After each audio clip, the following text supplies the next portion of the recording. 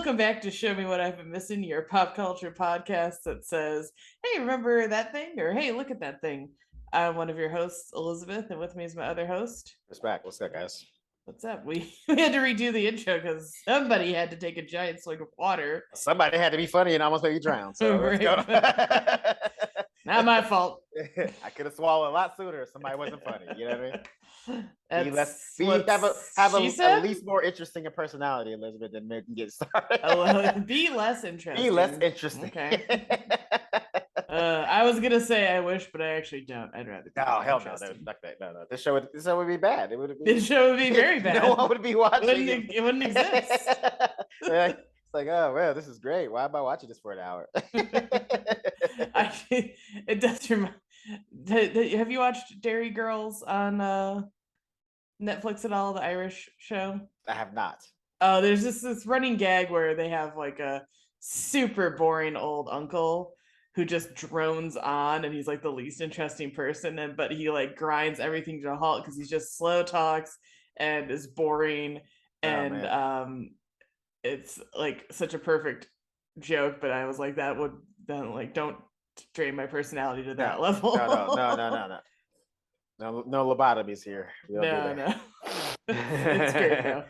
But we're not talking about Dairy Girls. We are talking about Sex and the City. I've seen it like too many times. Chris has seen it almost no times. Yeah. And we are on season 5, episode 6, Critical Condition. Okay. This is like the first time I've maybe I didn't watch the episode intently enough, but I just feel like the title didn't really match just that everybody's critical of themselves, or people are critical of you. No one was dying. I criticize. Yeah, okay. Now who's had the lobotomy, huh? Wow. Well, if you want to do the rest of the show by yourself, I totally get it. Like, if there's no really, clearly, I don't need to be here because I'm stupid. I didn't think of critical as in like, yes, because the whole episode was like being like reviewed by everybody else. Like, critics. So you criticize. Critics review things. Criticism. Wow. That's okay. Honest to God, I tell this story multiple times. You remember the movie Wild Wild West? Of course. Highly underrated movie. Is it a great movie? It's not though. No. But it is a fun movie. It's a fun movie. I watched it a bunch of times, even after seeing it in the theater, and be like, listen, that was. It's one of those movies when you're clicking through channels, you always watch it until it goes to commercials. You watch it at least until. You watch at least 5 minutes of it. Yeah, you watch it. You watch a little thing. At least when it goes back to commercial, you're like, all right, moving on. So Kenneth Branagh's beard in the movie is all intricate and stuff, and honest to God, easily like 7 years after the fact, I went, oh, it was supposed to be spider legs. And I'm talking like easily like damn near a decade after the movie came out. I either it was on again or something like that, and I was watching it and I was like, because it's a big mechanical spider thing. Okay. I mean, so it's honestly, not just a stupid beard. But then I was like, oh, buddy. Well, this information came awfully late to your brain. But that's the thing. It's like the shit. That's the kind of shit you just don't notice as a kid. You know what I mean? Like, you just wouldn't. Also, like I was a kid. I was like, we were like Will 12 Smith, or 13. Kevin Kline fun. Because I'm from a nerdy household, I didn't know who Kenneth Branagh was. So my mom was a Kenneth Branagh fan. Yeah, this and was I am now. Yeah, this was what post I want to say Men in Black. Was this movie? Yeah. It was like right after Men in Black. Yeah. Because he was like, Will Smith was on a good like blockbuster run, and then he kind of this is where we started to stumble. He got halted with Wild Wild West, which is not his fault, but it's fine. Yeah. But anyway, so Critical, it was a victim of critics at the box office. Which brings us back to the episode. Where shall we start? I kind of want to start with Charlotte. Okay, yeah, I was about to say let's start with Charlotte. Kind of start with Charlotte, yeah. So Charlotte is officially doing her divorce, all legal, doing the paperwork and everything, and she's hired some lawyers, and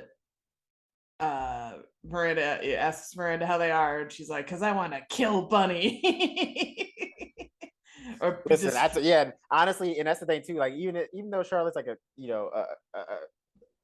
kind of a sweetheart in this whole episode, even though she was like trying to get killers, like she had to hire.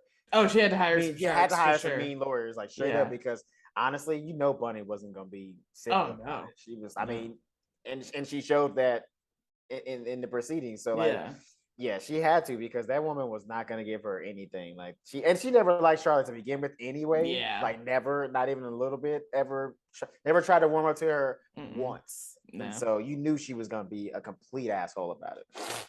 Yeah. So but it's funny because when Charlotte goes in, the one partner she meets with is like too handsome, and so she's like, she can't get up her like killer instinct because she still wants to be appealing, which is fucked up because you shouldn't have to hide that side of yourself to blah blah blah blah. You know, we've said it before. I was going no, I'm gonna ask you because that threw me a little bit. I was like, wait, are women really like this? Like, are they like nicer around handsome men, and then like if they're around attractive men, they like feel like not like it's like they try to be mean, but they just feel like they can be a little bit more, I guess, like unladylike around unattractive people. Is that a thing? I don't know. It depends. Like, I think it's just anyone I like or think I like, I do try to kind of like keep it together. Okay. But then I've sort of paused some of that because I was like, well, why hide the true like goofy like nature of who I am? Like, sure, if I want the person to truly like me back, I don't want them to like, the fake version. Right, because then you start acting real. I might like, whoa, what the fuck? I might tone, I tone it down a touch. Sure. Like upon for, I'm not like, hey, let me tell you about my Halloween, like we work you work your way up to stuff, right? Like you don't like come in hot with like I'm fucking weird. Like I mean you do have I think everybody has to but that's everybody. Everybody has to hold back some of their personality a little bit. You can't just come in and just be aggressively you like right off the gate, because no one's gonna be turned on by that. You know what I mean? Yeah. Like, so as far as like only acting in certain ways with like attractive versus like at least conventionally attractive versus non-conventionally attractive. I don't know. I don't think I maybe some people do, but again, I think it's just because Charlotte like wants a dude and she's attracted to the guy. I think it's just like if you're attracted to the person, you act a different way. And my thing is too is like, but do you do that around women? Like if there's like a hot chick, do you behave one way versus like a less than like stellar lady?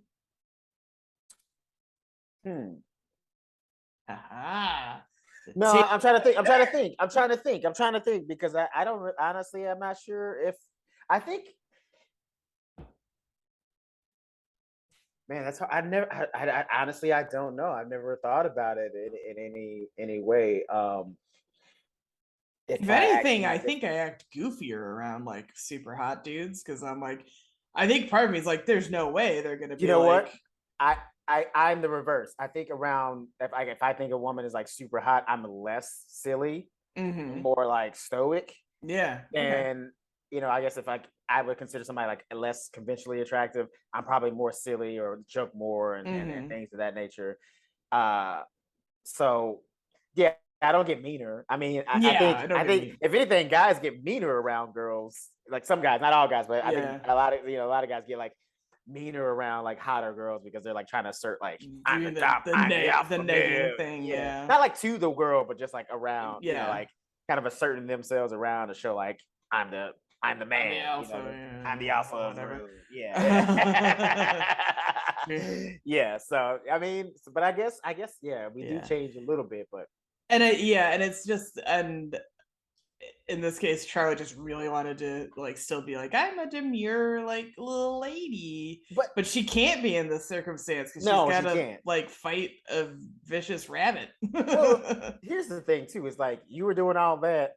It almost didn't even make sense for the storyline because like she was doing all that, but then and not to spoil anything, not to jump ahead, but like in the proceedings, she was still all docile, like kind of like sunk her head between her shoulder, and was just like, "All Yeah. right, buddy, you win." Like and she almost didn't even react to some of the shit. Yeah.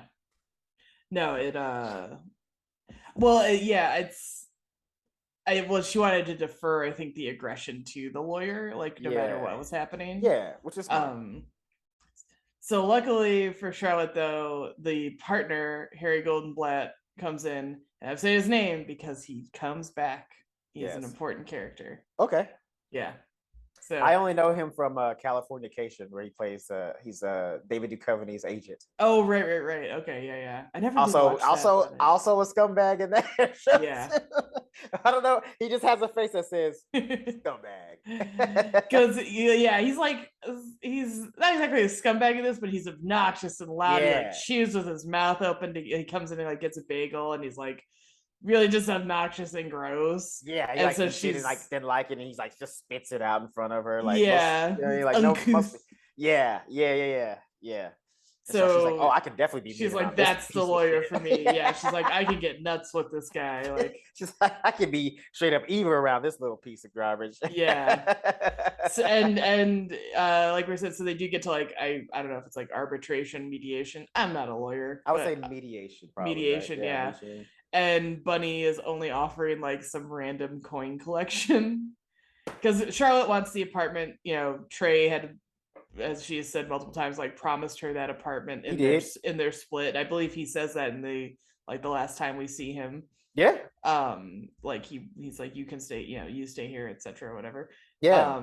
Yeah, he moved out. He's the one who moved out. Yeah. And Bunny goes against the advice of the lawyer because like even that guy can't get a handle on this old bitch. I mean, it's just cranky. Just cranky. Nasty old lady. And, and that's the thing too. So during the mediation, she's like, I come from a generation where we don't just give up when times get hard, and you didn't get your way. She says you didn't get your way and stuff like that. Yeah. Yes, but like she's saying it in a way to insult Charlotte, but it also sounds like she's a little bit bitter and like maybe even a little bit jealous of Charlotte that she had like the guts to leave when she knew this is not like she just left because she was unhappy. She left because they didn't see eye to eye. They didn't have the same goals. Yeah. She wanted children. Trey was not really into that. Mm-hmm. So those are deal breakers. I'm sorry. Yeah. And it's wild too because Bunny was like, it's almost surprising that Bunny didn't pressure Trey more, but that's usually never how that shit works. Trey's, as far as she is concerned, Trey is not at fault in anything. Mr. Perfect. He's Mr. Perfect. It's her precious baby. Yeah. Her baby boy. Yeah. But like, yeah, it's clearly Bunny's not considering the actual reality of like what went down. It's not that Charlotte didn't get her way. Yeah, it's she wanted a kid and Trey didn't ultimately. Yeah, or at least not at the time. And to go back to that, it's also weird that she's so against Charlotte in that sense because it seemed like she was the one that was pushing them to have kids. She kept like bringing it up and having grandkids and like keeping the line, the bloodline going. You're not gonna adopt. You're gonna have a baby. Have a kid. Like, yeah. No, it's hypocritical and Bunny sucks. So Charlotte is kind of wilting and maybe not as tough as she wanted to be, but then we get a telegram. In the year of our Lord, like 2002? A real telegram, too. Yeah, honest to goodness telegram. Like, get this wire across the Atlantic. We've got... Because the Trey is apparently out of the country and... in Scotland. And I wanted to be like, Scotland has phones. It definitely has phones. I mean... Phones, internet. I know long distance calls were kind of expensive back then, but I'm pretty sure Mr. McDougal can afford emails even. Yeah. Urgent. You can get a hold of it. It is not. I think you could. I mean, honestly, you could have even done a video chat at this time. I'm pretty sure. Some kind of satellite phone thing. For whatever reason, I'm presuming because the telegram came in that Trey is like literally in the Scottish Highlands, like that's what I'm thinking, on a cliffside with a sheep, and not like in Edinburgh or Glasgow or anything like or a city. He is that type. I or any of the like many, towns and villages that Yeah. are industrialized. It's funny to me. It's not as bad, obviously, like as the way other countries are depicted in media. Like, you think of African countries or Middle Eastern countries that are Yeah. always shown as super backwards. But there is a weird tendency in like popular media with Scotland and Ireland to like keep up the whole folksy nature of it, to that act that like it's still like 1910 there for some godforsaken reason, and that like, and then I don't know if it's like cold and rainy, so they're like, well, electricity just can't run here, and it's like like Ireland was like an economic powerhouse in the 90s. Yeah. They called it the Irish Tiger. Like, it's just so funny to me. Like I said, obviously not nearly as harmful in any way as Yeah. literally any other country depiction, but it always just cracks me up because every time for even like a movie I watched recently that was terrible. It's called Wild Mountain Thyme with Jamie Dornan and Emily Blunt. And it was supposed to be like present day, because at one point she literally hops a flight to New York and back in like short time notice. And yet on these farms they were living on, you would have thought it was only about 1950 maybe. And I was like, I know, like, there's like old school ways, and I'm sure there's like old trucks and whatnot, but like even the kind of the way they're dressing and whatnot, I'm like, it's 2020 or not 2018 or whatever year it was. Listen, we're not immune to it either, because when I was in Europe, everybody thought that being from Texas, I was still out there fucking like herding cattle and shit. Like that. It's like, that's like, don't get me wrong, that does happen in Texas. Sure, it does, absolutely. Yeah. But I'm from Dallas. You're from herding going on in Dallas. Suburbs. They're a city, it's like suburbs. I don't think nobody's downtown Dallas. You ain't heard no cattle through there, Yeah. How without getting a ticket. Yeah. Or getting ran over by a bunch of cars. But anyway, apparently all technology in Scotland stopped at telegrams, at least in the Sex and the City universe. And it's. But to be fair, you're probably right about where he is. Like, Trey is that kind of person that would like go off into the wilderness, right? He's definitely in like a hermit cabin, on in the Scottish Highlands with like only a sheep to keep him company. Absolutely. That's how he would. I think he would definitely handle a divorce. What I mean? Like, he just like isolate himself from everybody until he got his shit together. Yeah. That's it. But it says Charlotte should get everything. Stop. She deserves the apartment. Stop. Seriously, mother, stop. Like, it was. I feel like it was just done so we could get that joke.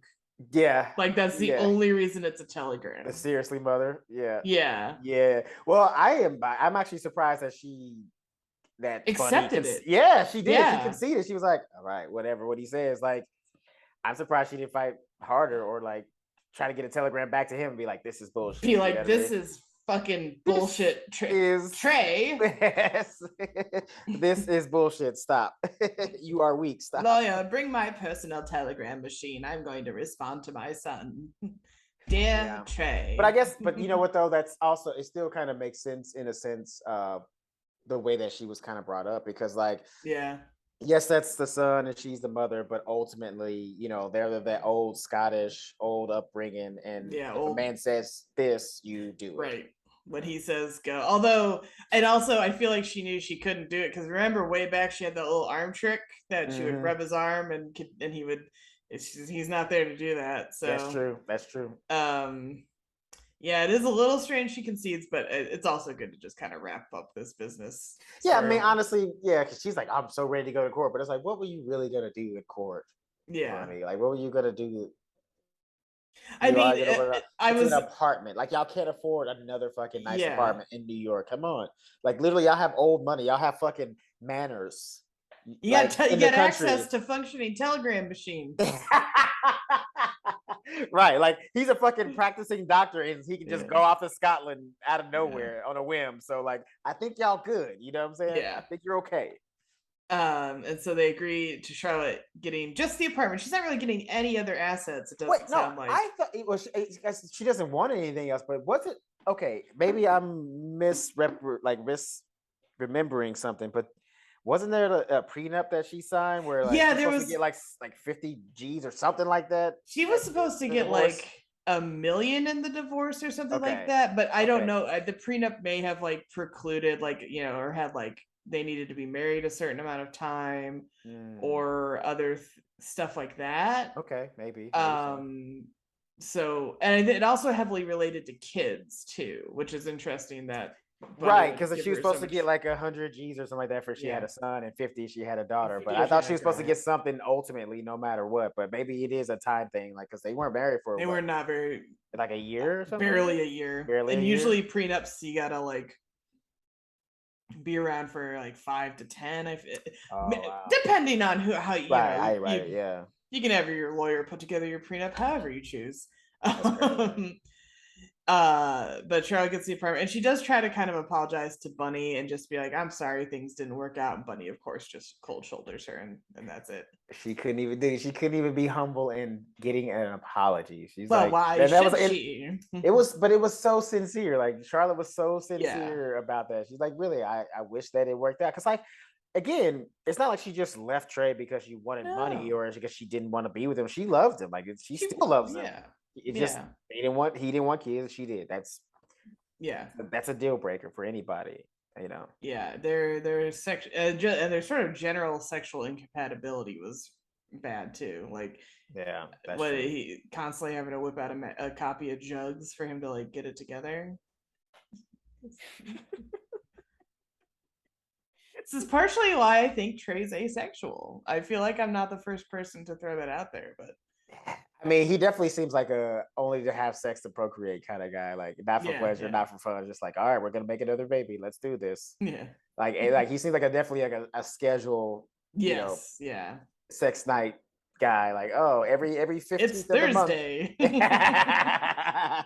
My sex night. It's but even there, even if he scheduled it, still he still be like, oh, I guess I gotta have Yeah, sex like, tonight. Like oh, great, it's sex night. like tries to book appointments around like, oh, I have a surgery. I can't have I sex can't tonight. do sex. I can't commit to sex night Triple because bypass. I'm gonna be here for hours. yeah, 24-hour surgery. You can't. I can't leave that. A man could die, Charlotte. Man could die, Charlotte. If you want to have sex, how selfish of you. This is why I still kind of like Trey. I got a soft spot for He's a Trey. lovable nerd. Like He's he such a might be a lovable weirdo, but dork. he's I adorable. think he's He's adorable. hilarious. He's adorable. Fuck it. If I could find my own like slightly less insane and non-mom obsessed Trey, I'd Right. be a happy Yeah. Yeah. girl. It's like, I don't think he's like, you don't want completely him because then that means No, you no, have to no. have a I don't mom like his too. do not want to walk in on my husband being bathed by his mom. That's still so fucked up. Listen, if there was other grounds for divorce, that was it. Yeah. Fuck that. I'd be like, y'all fucking like, what's going on? What's going? Why are you bathing a grown man? This is ridiculous. Yeah. Anywho, Who's next? who's next? Go, go, go. All right. Maybe Samantha Miranda, because they're kind of Yeah, kind of the same story, kind of the right? same storyline. Yeah, let's go for it. So poor Miranda is like just struggling, Getting her ass kicked getting her ass by this kicked by baby. this baby. He will not stop crying, and there's nothing, as far as she knows, there's nothing wrong with him. And sometimes babies just do this. There's no teething, there's no poopy diaper, he's not sick. It's just, I don't know, the Yeah, so she's crying she's his like head not off. getting any sleep. He's just like crying all night. But I'm again, I gotta point it out there. Where's Steve? You know what I I mean? don't Like think she's letting Steve around. that's what I'm saying. No, that's what Yeah. I'm saying, and that's what I mean. It's like, dude, like I want to feel sorry for Miranda in these senses, but it's like you have a kid who has a Mm-hmm. whole ass father who wants to be a part of his life, and Yeah. refuse to let him be a part of it. And she kind of, mentions it in the episode and why, like, it was a weak excuse. Like, get the fuck out Oh of yeah, here. yeah. She mentions it in the episode. And we'll get there Yeah. eventually, but it's just like, dude, why are you not letting this guy? Like, can you imagine? Like, there's so many. Like, do you like? Yeah. I imagine being a single mom watching this show, right? And Mm-hmm. having like a shitty, baby father who Yeah. doesn't want to do anything, barely pay child support, doesn't want anything, and then you see some shit like this. It's like this guy is struggling to be a part of his kid's life, and she's just like, nope, I'm not letting this guy. Like, I imagine being a single mom watching this show, right? And having like a shitty, baby father who doesn't want to do anything, barely pay child support, doesn't want anything, and then you see some shit like this. It's like this guy is struggling to be a part of his kid's life, and she's just like, nope, I got it. Don't worry about it. I got it. Don't worry about it. Yeah, you're sitting over here miserable. Yeah. Because the baby's crying all night and you refuse to let his father. I can understand you're not wanting to hire help, but a father, you get it for free. Yeah. He's willing to come the over father and help comes for free. For free. And you don't want to do it. Yeah. I don't understand what's going on. It doesn't make any sense to me. So that they're at the brunch and like Miranda looks terrible. She hasn't showered and everything, and she's like can't even get a haircut. And Samantha's like, that reminds me, I have a haircut at this salon. I need to confirm. That was so shitty. Like I know she wasn't trying to be, but that was so fucked up. It's like, oh, you like shit. Oh, that reminds me. I don't want to look like you. Gotta fix this before I look like crap. And Miranda's like kind of rightfully irritated, and she leaves, and Charlotte goes with her to help, which is very nice of Charlotte. And she's more help as well too, because Charlotte is more than willing to be there. You know what? I want Charlotte and Steve to get together and raise this baby, because like they may not love each other, but they like that baby. They love this baby. That baby would be just good. Okay, you know what I'm saying? Miranda can go back to being a high-powered lawyer that she wants to be, because clearly she don't want to be a mom. And emotionally, financially supported baby with those two. Come on, heaven, bro. Good times. The baby could still be a serial killer, but hey, at least he would have an adjusted upbringing. They would have tried. They would have tried. That'd be the one time where they're like, "We don't get it." Yeah, you can say, "Yeah, we don't get it either." Baby, it was good. Let's see. Samantha goes and has a luxurious day, gets wax and nails done and everything. She goes home to use her favorite vibrator and it's dead. And she is so frustrated.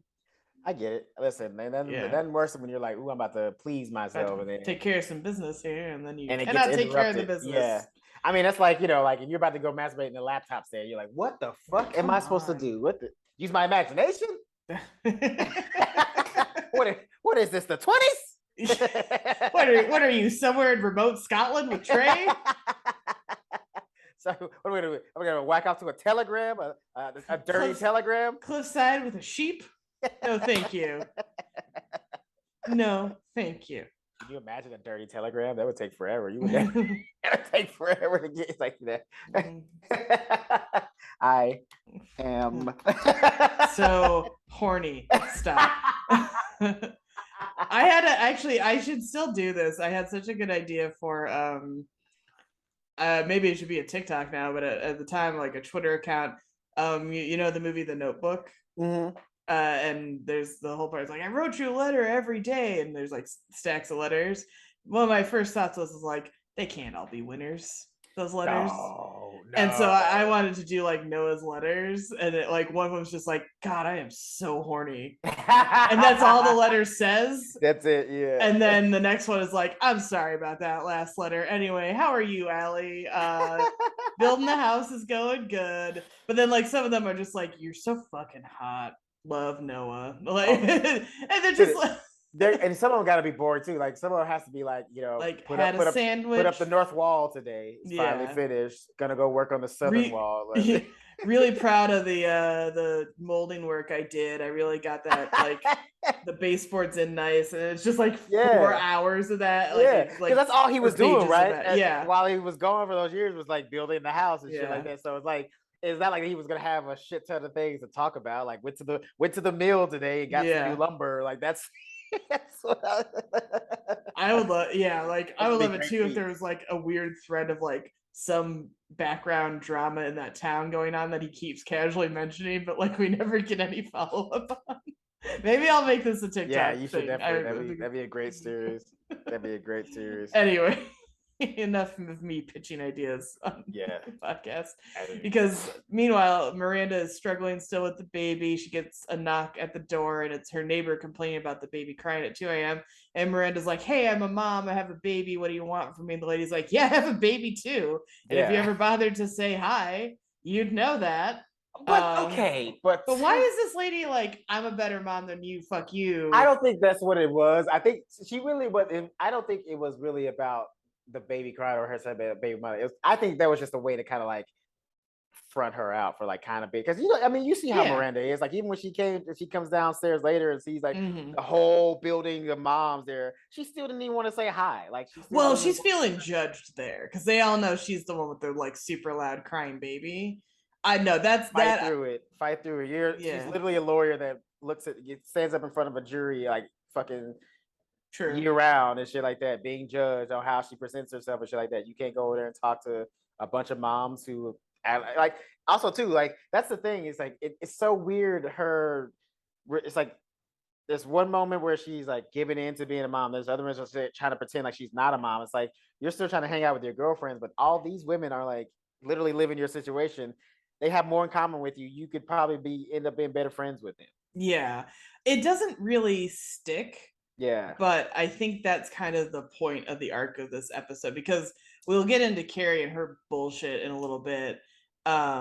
Because Carrie is on the phone with Miranda and we'll talk about Carrie's review. And like to focus on Miranda because that's what we're doing right now. Miranda's like trying to get ready for work. She literally falls asleep like for a minute, like standing up. I feel so bad for her, but like you know, she's like, she finally snaps. She's like, hey, maybe call your friend Samantha with this bullshit. She has a ton of free time, and if she could acknowledge that I had a baby, that would be nice. Yeah. And then like Miranda feels bad. She feels like a bad mom. And I think the whole point is Miranda's not accepting help, like, or barely accepting help. Yeah. Like, you know, that's the larger point here. Yeah. Especially like when she feels judged in the lobby and everything. Yeah. And like Carrie kind of pushes Samantha to offer help more. Although, what the fuck's Carrie doing? Bitching about her shit. Bro, that's what I'm saying. She's throwing like, she throws Samantha all that shade at Samantha, like, oh, you're rubbing it in with all your free time and you should go over there and like help out. It's like, what have you done to help out? You're the fucking godmother. You haven't even been over there to help her with the damn baby. Yeah. What is... I didn't even think about that until just now. I forgot that she's a goddamn godmother. Yeah. She ain't even over there helping. Like she's literally complaining about her life to a person who has a baby that's like crying. She can't even get no sleep. And instead of being like, oh, let me help you out, she's like, but what about me? But what about me? But and what she about like me? She's like, can I do anything to help? And Miranda's like, well, just asking is nice. And that's a thing that's very common. And we've all been guilty of it. And they do say like, you know, it is nice to just offer, but it's better to offer something more concrete. It would have been better for like Charlotte says, I can come help watch the baby. Here, I'll come with you. That's a concrete thing that can be done and is easier to accept. And also it takes the burden off the person who needs the help trying to think of what can be done. If you like, if your friend is like injured or grieving or whatever, it's like, yeah, I can come babysit. Let me come cook you a meal. Let me get you nowadays like a DoorDash gift card. Like I did that. A friend had back surgery and they have like twins, and you know, dad's around, but like obviously everybody's working. It's a whole thing. And I sent them a DoorDash gift card. I'm like, it's one meal you don't got to think about. Yeah. And like that's a bare minimum thing. I'm not like I'm a saint for doing that, but like that's the kind of thing that is more concrete. They say is more concrete and helpful than sort of like, can I do anything to help? Because then the person is either, most people say no, like Miranda is kind of like no, or you know, there's not much to be done, when really there's plenty to be done. You're usually kind of so addled you can't think of anything like actionable to tell somebody. Dude, yeah. Well, and that's my thing, is like that. Yeah, Carrie this entire time is like putting it on Samantha, trying to make her feel like shit about it. And it's like, dude, you're the fucking godmother. How come you're not like hand over fist helping her? Like, what's going on? Yeah. Carrie even has like a lazy Saturday that she could, I don't know. Right? She's literally just like going to fucking lunch with fucking Samantha. And the next day she's like home watching SNL, which we'll get to all that in a minute. Yeah. But she's like home watching chilling. Like what the hell? Chilling. Didn't even think to call Miranda and be like, hey, is everything okay? Be like, hey, what, you want a couple hours to yourself? Like, go watch the baby. Nothing. That's Samantha's problem, because Samantha didn't help. She's the fucking worst. What a piece of shit. Oh my god, dude. It's almost hysterical how shitty of a friend she is. So and Miranda's funny. still like, oh, she's my best friend. How? How? How is she your best friend? She's literally the fucking worst, bro. Mm-hmm. Oh my god. Oh my god. Oh my god. Yeah. Oh man, that's incredible. It's incredible. Like this is a character that survived for 6 years on television, and nobody was like, "Oh, she's the worst." Fuck that bitch. I'm such a Carrie. I'm such a Carrie. So you're the worst. Great. So you're the worst. The worst. Awesome. Woo! Oh my god. So Samantha goes to return the vibrator at Sharper Image. She used to love going to Sharper Image at the mall. Oh my god. Oh. Dude, I was fucking rolling. First of all, because I'm like, oh shit, I wonder if Sharper Image was like, oh, this is okay. Secondly, I mean, they probably were because it's clearly a comedy. Like nobody's like trying to say that that's where you. But I was like, how the fuck did how did Samantha stumble into Sharper Image and saw a neck massager and was like, that's a vibrator. That's a vibrator. Yeah. The one she has is notoriously. I think for a while looks like a vibrator. Yeah. I mean, like, I don't know if that was supposed to be the point of the joke, but like, there's no way you could put that in my hand and I'd be like, oh, this is a neck massager. Get fucked. Yeah, hang on, I'm just double checking. Yeah. Okay, so yeah, it's this like it is something that's technically a hand massager. A hand massager. Yeah. Oh, yeah. Like used for whole body. And yes, people oh, it is a vibrator. No, sorry, I thought the Hitachi magic wand was like something that was for like appropriated into a vibrator, but maybe it just always has been a vibrator. Or maybe it just became that because people kept buying it as that. Like maybe it started out as a neck massager or something, or just like a massager in general, and it just, people kept buying it for that. They were just like, "Fuck it, change the name. Like, it's fine, a vibrator it's a now. vibrator. It's a fucking vibrator. Everybody keeps buying it. Vibrator, you perverts." Yeah. I mean, to be honest though, to be honest, like even if let's say she didn't read the box, looking at that, I would probably think it's a fucking sex toy too. Like that's what it fucking looks like. Yeah. So she goes to return it, and the guy's like, "That's a neck massager." She's like, "No, it's a vibrator. Stop lying to me." Yeah, and then don't fucking do this. Finally, she's like, "I find it's this neck massager is under warranty, and it stopped working and failed to make me orgasm." And the guy's like, "Maybe you wore it out." Well, listen.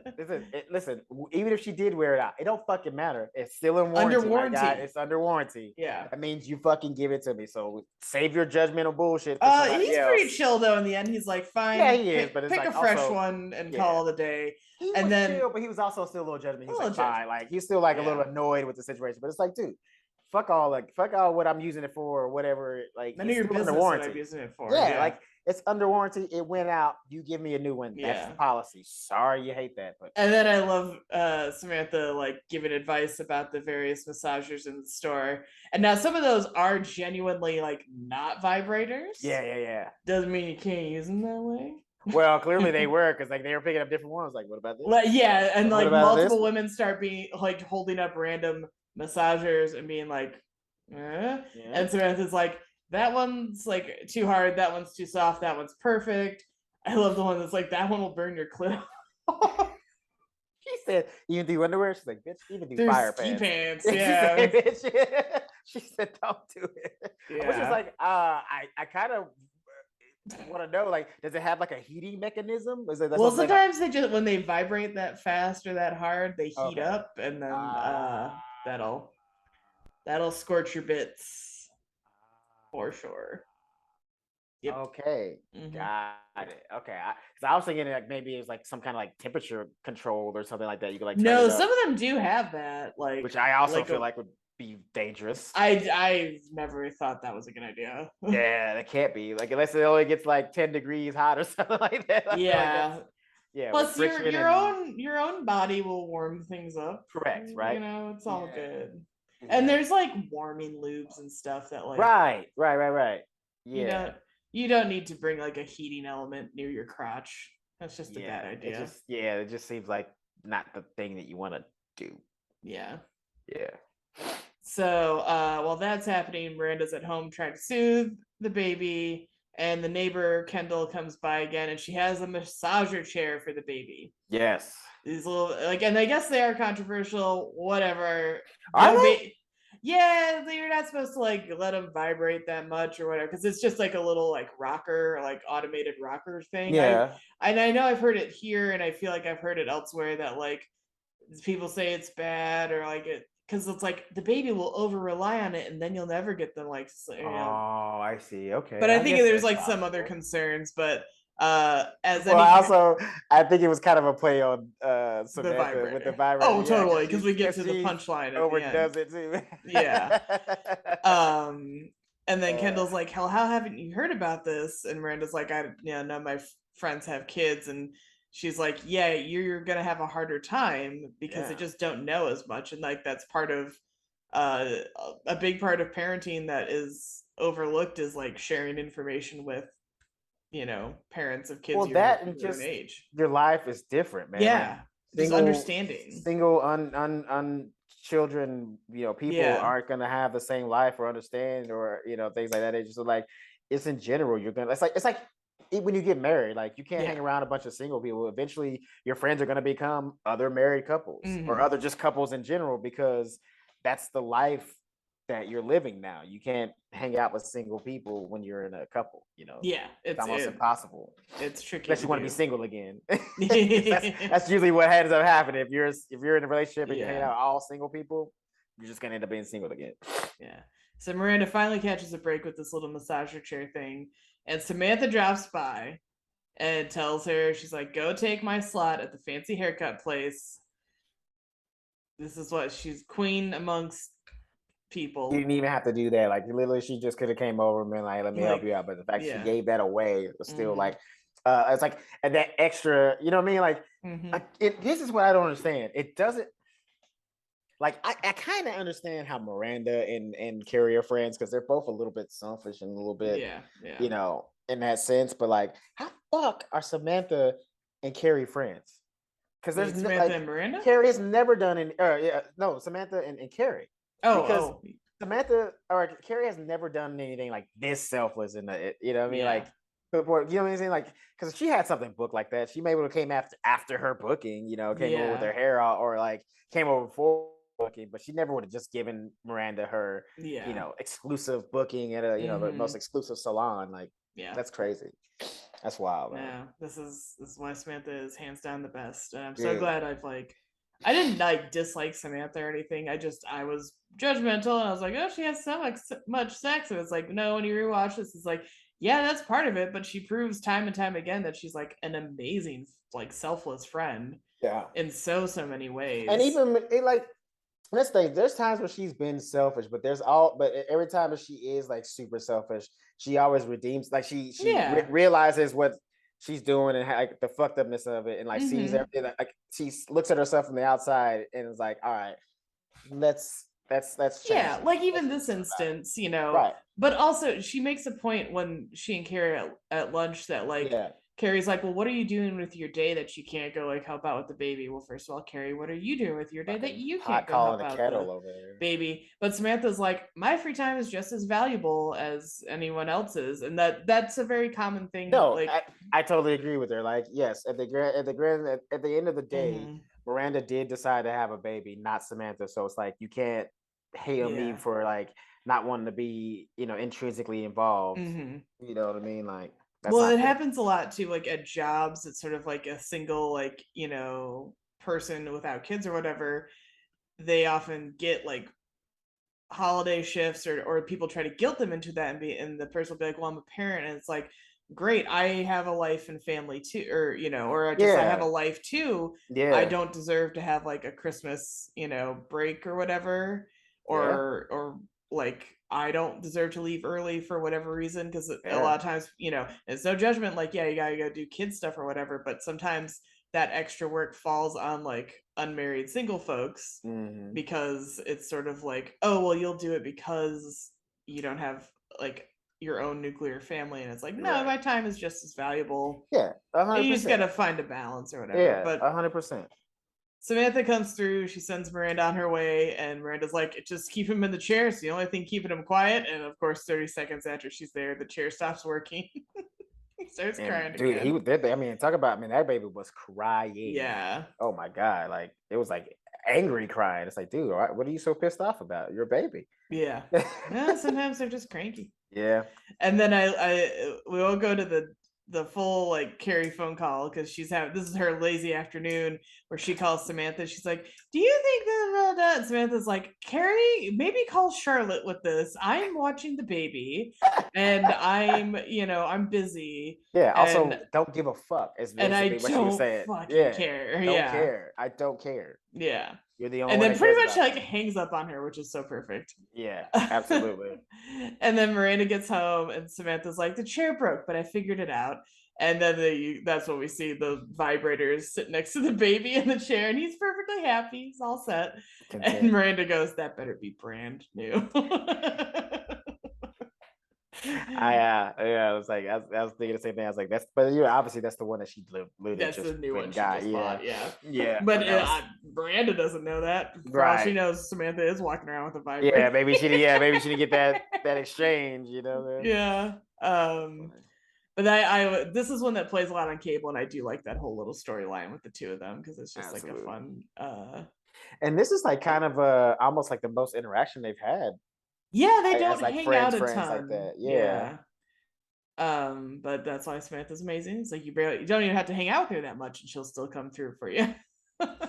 Yeah, just the simple fact that she's just a good person. Like, yeah, it's insane. Yeah, it's so weird because I feel like people that probably watched the show before, especially like it's in its original airing, it's like kind of how you were saying, like kind of judges Samantha because of like all the sex that she does have, but it's like aside from that, she's actually just a good fucking person. Yeah, and they definitely try to play it that way as like, oh, Samantha has so much sex, she's so crazy for having so much sex, oh my stars. Yeah, but like they also managed to somehow work in this like really amazing person into the character without meaning to. Like they could have made her stone cold and like unpleasant, but she's like exceptionally pleasant as a person, and like friendly and bubbly, and like, or not bubbly maybe, but like bubbly. Yeah, I wouldn't go as far as say bubbly. not bubbly, but just like but she is like always like gassing them up and like yeah, it's like that, and she calls them on their shit when they're wrong. Yeah. And when she's wrong, she calls herself and like does something, and other than just like saying sorry, she actually like does actions that implies that she actually does feel bad for whatever wrongdoing that she did. Yeah. It's weird, man. Yeah, it's crazy. So crazy. It's so crazy. How's she not the main character? I don't know. But let's get on to the worst main character, Miss Carrie effing Bradshaw. Her name is Karen now. I don't know. I know we talked to her before. I thought they said Karen, but now her name is Karen. It's no longer Carrie. She's the worst. So when the episode begins, Carrie is with Stanford watching his boyfriend in like an admittedly like cheesy Broadway review, but she's like obsessed with this book review of hers that's going to come out. Of course, you would be concerned. Yes, but here's my thing. And the only reason why I'm giving you would be thinking about that, but also you're there to support somebody else. They're supposed to be supporting your friend and his boyfriend, and you're still all the thing she's thinking about is herself. Yeah, the entire time. Like you couldn't like I understand that you can be thinking about it. That's fine. Be thinking about it. But the fact that she's like she still made it about her. Like she's like, the guy, she's like sitting there like talking shit about the whole thing, like making fun of him, making fun of the whole production and things of that nature, and just talking about herself the entire time. It's like, oh, what about me? This is me. What's going on? My review, my this, my that. Like, and poor Stanford is so happy. He's like giddy to be there supporting his boyfriend. It's so sweet. And then he brings this fucking dark cloud, fucking crab, self-centered jerk with him. So Carrie goes to the ladies' room and she's like kind of overhearing a conversation, and she goes to make a little comment on it. And the lady reveals she knows Carrie from her column, and she went out with Aidan right after Carrie dated him, and she makes this like face about it. Bro, I was on the floor when I saw that face. I was like, ooh, I know exactly what that meant. And the best part is that lady, we'll get to her name in a sec. Yes. That lady though bounces right after dropping that face on her. And yeah, what she stay for? She don't want to be around that bitch because like clearly like because like she just dated you're Aiden fucking this chick's fucking crazy. Yeah. Well, I mean, honestly, that's the thing is like and I don't think Aiden would call Carrie crazy. No. But here's the thing. But yeah, no matter what, draw your own conclusions. She wasn't necessarily like crazy in the relationship, but she did do some. She did a fucking number on Aiden. Yeah, like, dude. She cheated on him like hardcore once. Invited. She cheated on him with in his house. Home. He used to not be friends with the guy that she cheated on him with. Yeah. Then agreed to get married. Agreed to an engagement. Probably made him go through hell buying the other half of that apartment. Yeah, or whatever. Literally build an apartment for her or build a house for her. She was like, you know what? I'm really not. I don't think that I want to be married to you. Wouldn't wear the damn engagement ring on her damn finger. No, would refuse to wear it. Refuse to. Oh, I'm trying something a little cute with a little necklace. Closer to my heart this way.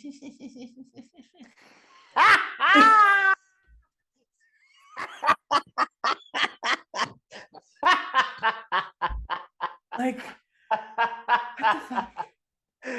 Dude, yeah. That's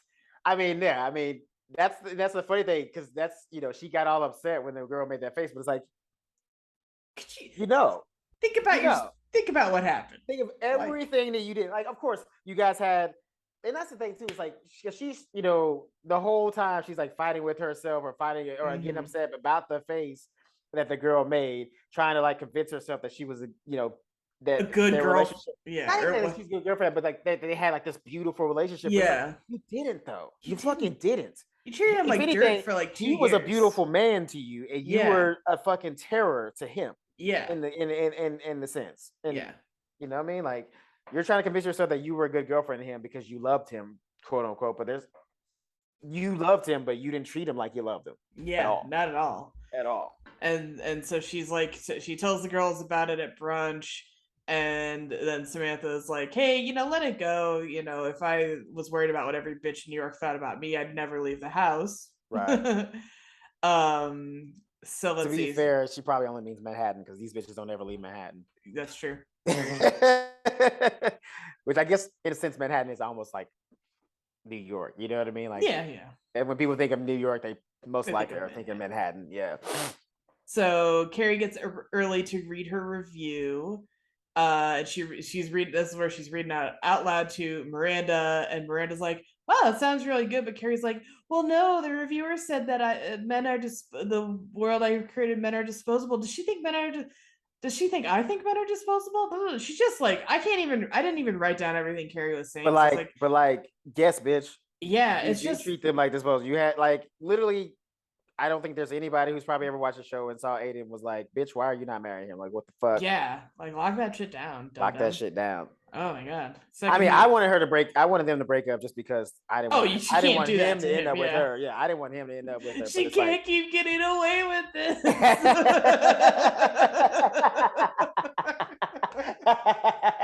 My best Aaron Paul. That's pretty good. I knew exactly what you were doing. She can't get away with this. She can't keep doing this. And this is where poor Miranda is like literally falling asleep on the phone with Carrie because Carrie's just babbling away and spiraling about Aidan. And she's like, does Aidan hate me? Does Steve hate me? Does Steve hate me because Aidan told him to hate me?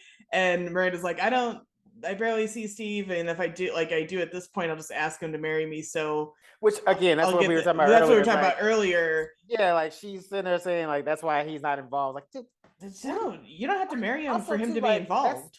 That's you're being selfish towards your baby too. Like, why are you not letting his father be in the life when the baby, like, he clearly the father wants to be in his life? I just don't understand why you refuse to get help from the person you made the baby with. Like, you decided to have this baby. If you were like so against being connected to Steve or being around Steve, maybe don't have the fucking baby with him. Yeah, sorry. 18 years. 18 years got one of your kids, got you for 18 years. I don't condone literally anything else that man is saying right now, but the lyric rings true. But the lyric rings true, baby. God damn, bro. And then, like, you know, Miranda snaps at her, like, hey, maybe call Samantha with this BS. She has the more free time. And so then Carrie's pondering, like, why do we only believe the negative, only worse reviews about ourselves? Which is true. Yeah, we do. That's period. There's not much to expand there because there's I remember there was like a scientific study that actually showed that like that's like how our brains are designed. It's like over time, it's like we only take it in the negative because it's a way of survival, so we don't like make mistakes.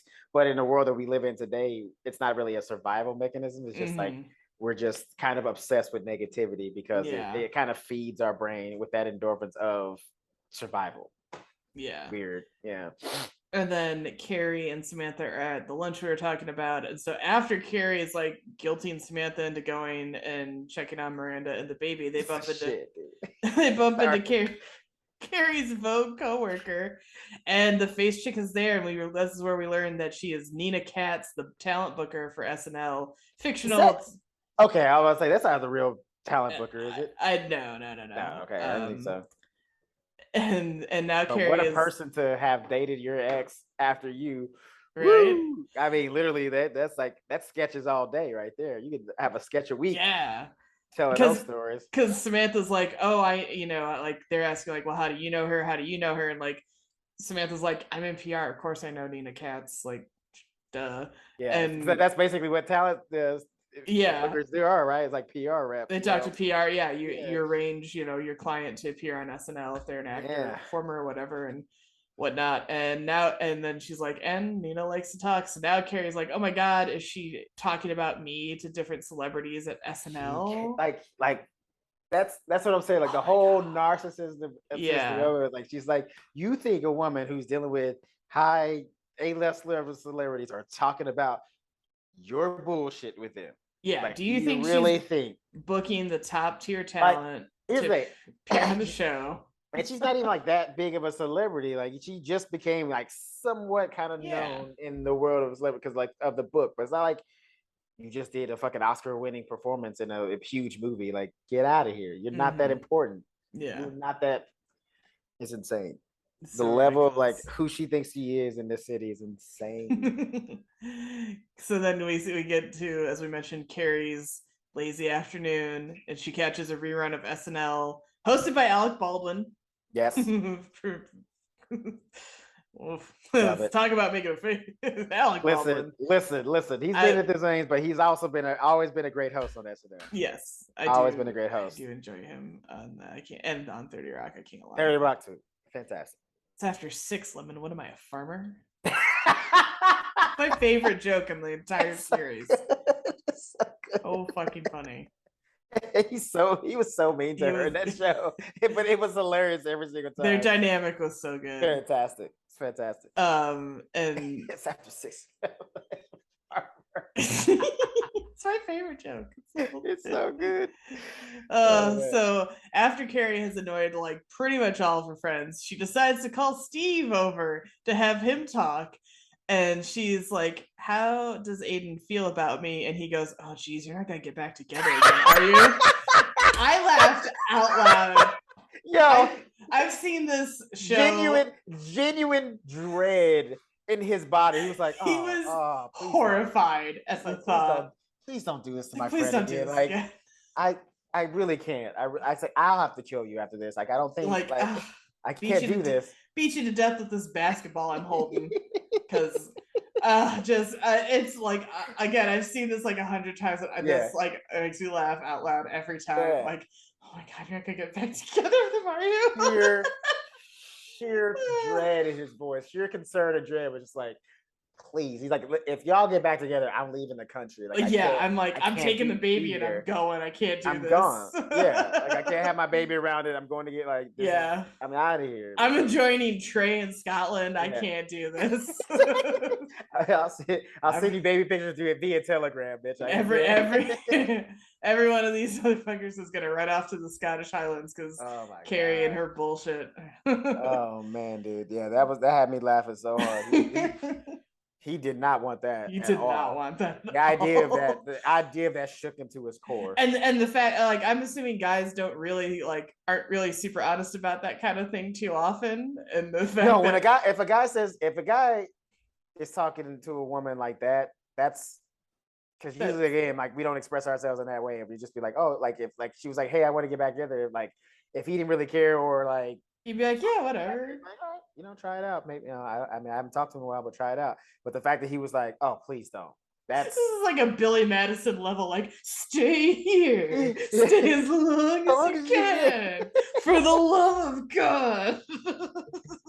Yeah, but usually if a guy expresses that kind of dread, it's a serious level of something that's really fucked up. So he does tell her, though, he's like, Aidan doesn't hate you, but it was pretty bad. And she's like, well, how bad? And he's like, well, he's okay now. And she's like, well, what do you mean? He's like, well, he could barely get out of bed for like a month. Like, oh, that's so sad. The thing about it, here's my thing too, right? The thing about it that's even more annoying is like, I don't like, how does she see what happened between them? That's an excellent question. You know what I mean? Because she's acting like they like two people are at fault here. Like not even so much that. It's just like she makes it seem like it was just like a mutual breakup. Like they sat down, had this long, mature conversation that they were just like, hey, you know what? This isn't working out. Yeah. We're not happy. I think we should part ways, and everything was just okay. No.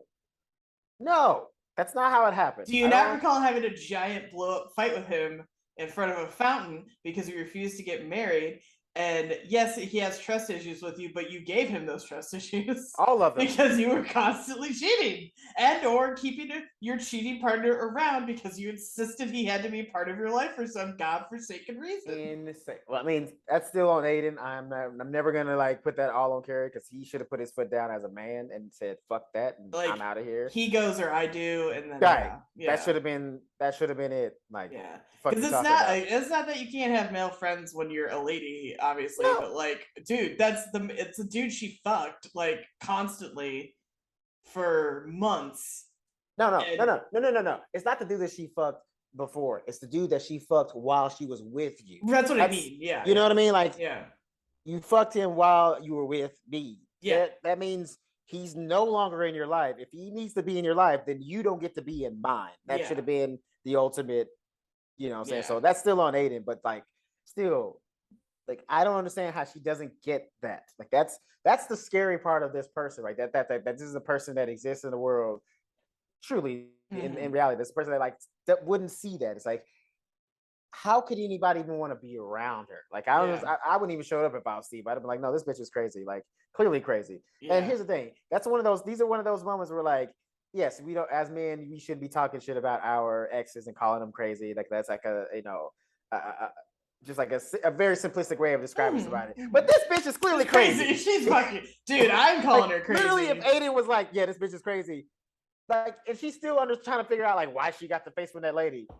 If Aidan told her any of what was going on, she's gonna be like, why were you with her? Like, are you fucking, what's wrong with you, bro? Like, come on, man. And like, apparently, like, he felt like he lost his ability to open up and trust women. And Carrie's like, he said that, and Steve's like, well, no, that came from the girl he was seeing at the time, who was Nina Cass. And she's still in shock, like, what? I can't believe that. Yeah. But gee, I wonder why Aidan would have a problem trusting women, Carrie. Wonder where the fuck that came from. Like, that's crazy. You know, in fairness, you can't paint with a broad brush, but like, yeah, you got your heart broken. Of course you're gonna struggle to get back out there and you know, because how do you know you're not gonna meet another Carrie who's gonna be like, by the way, I have these 7 men that I must have with me at all times, and you can't be mad that I absolutely will be banging them while we're dating. but then I'll cry to you and say I'm not gonna, but then I'll also invite all 7 of them to your cabin again. Yeah, let them fucking sleep off their hangovers and yeah, and then get in a fucking wrestling fight with you. Wrestling mud fight, which is A mud fight. Still weird. Still weird. Still So one of the weird. weirder episodes. It's such a strange episode. A man mud wrestling match. That was just weird. Like, I don't understand the point.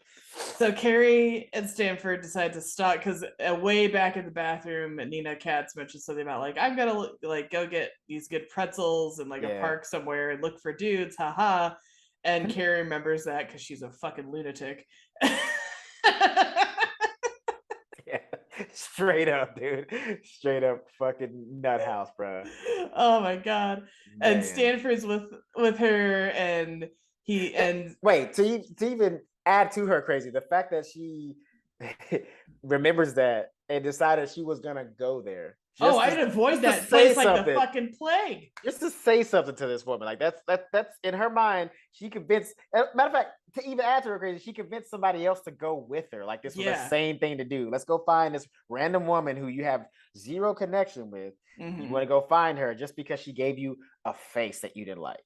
I'm so not like this because I'm worried like with like previous work crush. Like I think he lives like in a different part of town. Yeah. Or I know, like I've been to his place once, so I know he lives in a different part of town, and I'm assuming he still lives there.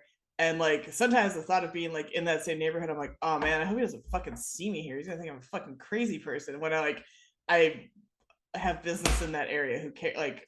But yes, but no, that's. But in the back of my head, I'm like, that's a rational minded person. But like, if you were Carrie, you'd be like, man, I can't wait. Like you'd be in that area every day, like trying to fucking run into him by accident. Like, oh, do you live in this part of town? No, but I just come here regularly over the hill into West Hollywood, by the way. That's so far, just geographically, that is so far out of the way of literally any business I would have to conduct unless there is something specific. Right. Like, oh, because I got a facial in that area like a few months ago, like for the first time, and I was like, I'm in the neighborhood. To be fair, that's actually, and that's a valid reason to go to West Hollywood. Like, that's probably where like most of the good salons are. But I was like, what if I'm caught? It's been years. What if I? First of all, for that guy, it's been years since we've like interacted. It's fine, but I was still like, oh my god, he'll absolutely think I'm insane if I'm over here. I'm like, no, or he'll just be like, oh, she has something to do. In this part of town. Or he may not even just give a fuck. Or he doesn't care. Also that, you know what I mean? Like, but yeah, that's the fact that she thought, okay, this person gave me a face. I have to prove to her that I'm actually a good person. So I'm not only am I gonna go find her and do to one of her like regular activities, I'm also gonna make sure that I have somebody with me. Yeah, drag someone, take time out of their fucking day. And poor Stanford is like, hey, what do you think of my boyfriend? She's like, he's great. Anyway, back to me. Back to me. And Stanford finally tells her off too. Yeah. And he's like, I've listened to you forever about this for multiple blocks for years. And like, I want your opinion about my boyfriend. But he's like, how many relationships have I been in the last years? Like, you know, like you're he's been in like 5 relationships maybe in this entire series. You know what I'm saying? And not even ones that even lasted, but like the fact that she's been in relationship after relationship and he's been there for her. And she's just like, but that's cool. But like, but what about me? Yeah. But I'm going through trouble. And so but I feel so bad for Stanford because she finally is going to start to like give a genuine answer, but that's when they see Nina with Heather Graham. That's the most random. I mean, like, I guess it's all been random celebrities, but like, I was like, are they out together because she's going to be on SNL? That was my only thought. But was this because this might have been the Austin Powers days? Because that's when she was like around Austin Powers or Boogie Nights. Because this was like this is a little after those actually. Yeah, but she was still in like peak popularity. Yeah, she was still around. Yeah. She's so pretty. Sorry, I just had to say that. She is. So pretty. Yeah. So Stanford is excited to meet her, and meanwhile Carrie's like, I need to talk to you. Look at Nina. So poor Stanford's got to go hang out with a celebrity and like just do whatever. And because when Nina introduces Carrie to Heather Graham makes the face too, which is extra funny. Yeah. Yeah. So I guess she is blabbing about this crazy broad to celebrities, but like, I mean, but the thing about it is like, yeah, because like here's the thing too, because if you know, if these are like, you know, not I'm gonna say close friends, but like people that she hangs out with or like friends, you know what I mean? Like, imagine like she keeps, you know, Carrie like was kind of trying to make her feel bad about like talking about it, but like imagine what she had to go through dating Aidan after you.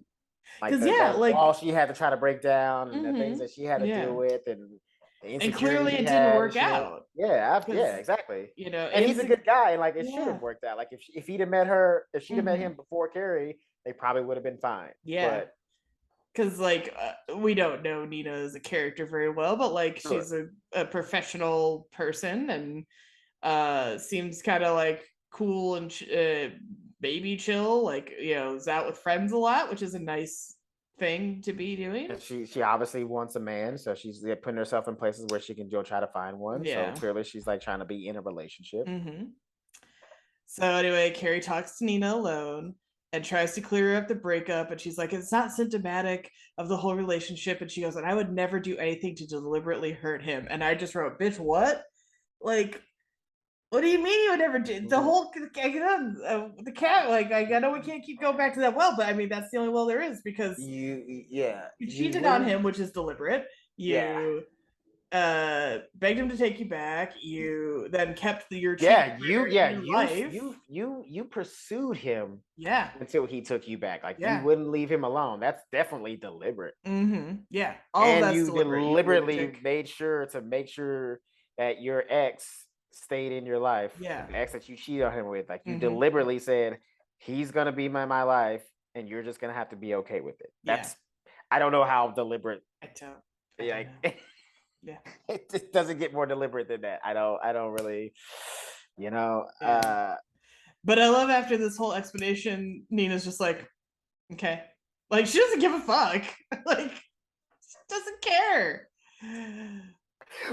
But here's the thing. It's still the fact that she didn't care hurt Carrie. She's so obsessed with the fact that like this woman might be going around talking about her, and then she finds out that maybe she's not. Then she's just like, you're not talking about me? Yeah.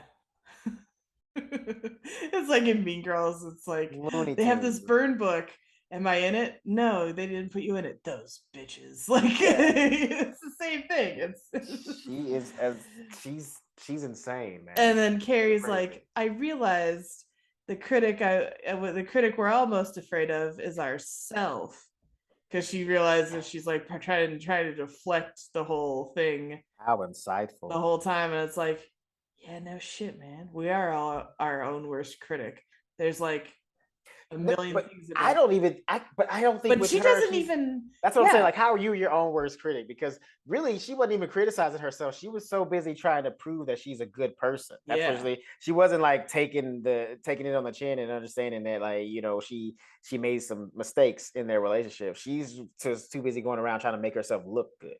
Yeah. So really she's not her own worst critic. She's not her own worst critic. She's pretending like she is, but she's in fact like covering it all up to attempt to seem like, well, no, it wasn't as bad as all that. We had a beautiful relationship. No, we've enumerated the reasons why it was that bad. Yeah, y'all didn't have a beautiful relationship. You wanted to believe it was beautiful, but that's because you walked all over the dude. Yeah.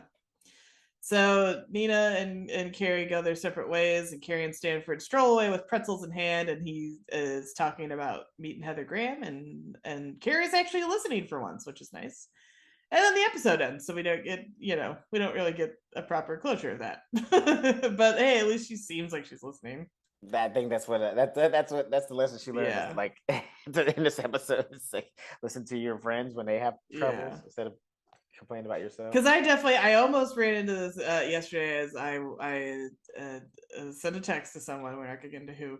And I was eagerly awaiting a response, and it did come through on my like Apple Watch. I saw it pop up, but my friend was talking to me about it, like a lot of family stuff, and I just kind of put my hand over the watch and like moved it around. I was like, I don't need. I was like, I am not interrupting her to be like, oh, sorry. Like, actually, I just got a text. Yeah, no. Oh, that would have been terrible. And I felt Yeah. bad enough that I was distracted, but like I did like I was like, you gotta like focus on this. Yeah. Like, No, and we people do, everyone's done it where you're like, yeah.